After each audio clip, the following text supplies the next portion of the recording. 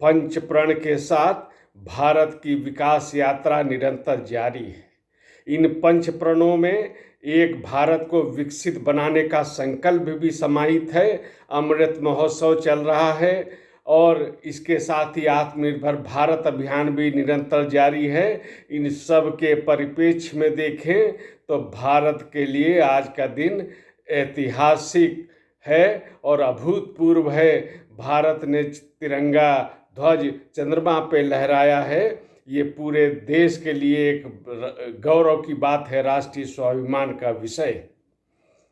नरेंद्र मोदी के नेतृत्व में निश्चित रूप से जो यात्रा चल रही है विकसित भारत की, ये उसी का संकल्प है जो सिद्ध हो रहा है।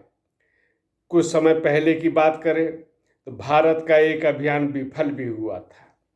ये नरेंद्र मोदी थे। मैं इस बात का उल्लेख केवल इसलिए कर रहा हूँ कि नेतृत्व में जब क्षमता होती है, नेतृत्व में जब इच्छा शक्ति होती है, तो उसका प्रभाव राष्ट्र जीवन के प्रत्येक क्षेत्र में भी दिखाई देता है।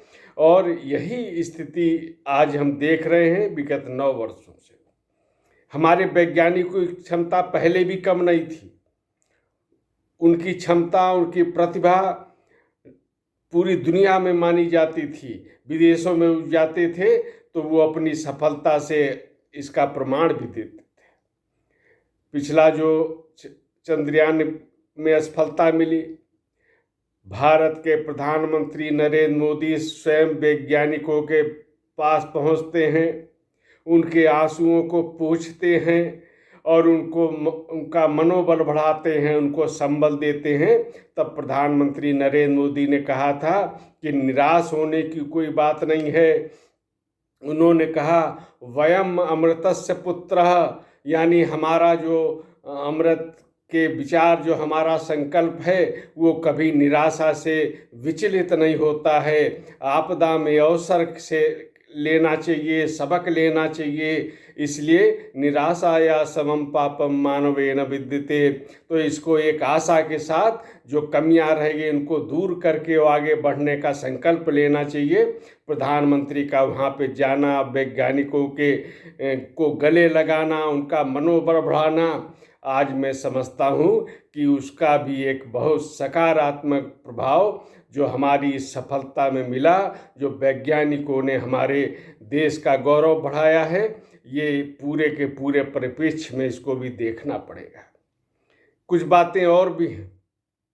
अगर यही जो इच्छा शक्ति है, वही हमने देखा है कि कोरोना विश्वमारी में भारत ने किस प्रकार सबसे पहले 2 वैक्सीनों का निर्माण किया।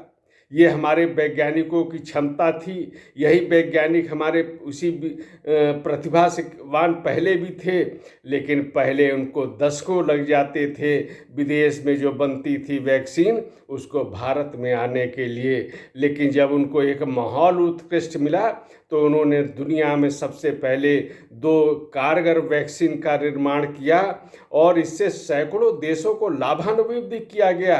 तो भारत की क्षमता को दुनिया ने उस समय भी पहचाना था। तो विकसित भारत बन रहा है, इसको हम देखते हैं। वर्तमान सरकार ने अंतरिक्ष क्षेत्र में क्षमता का व्यापक उपयोग करने के लिए न्यू स्पेस इंडिया लिमिटेड नाम से एक उपक्रम बनाया था। उसके भी लाभ देश को मिल रहे हैं और ये दुनिया को एक संदेश जा रहा है कि भारत को कम समझना अब संभव नहीं है। भारत विकसित राष्ट्र की दिशा में बढ़ रहा है।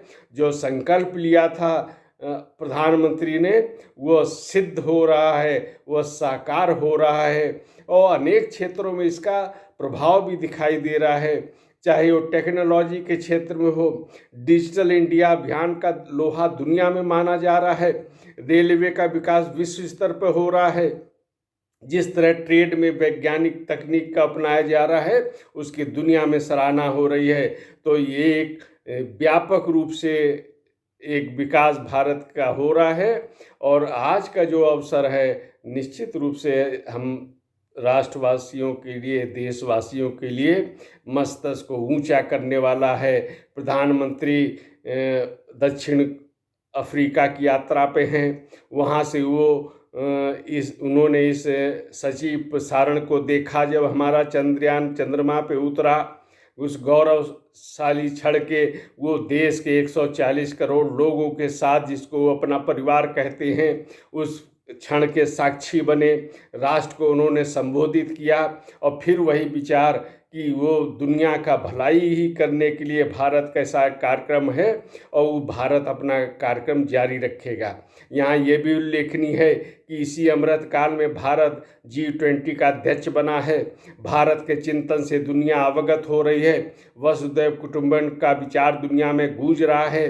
भारत की संस्कृति हो, भारत का विज्ञान हो, जो एक समय में भारत को विश्व गुरु बनाने वाला था, आज भारत धीरे धीरे पुनः उसी दिशा की तरफ अग्रसर है।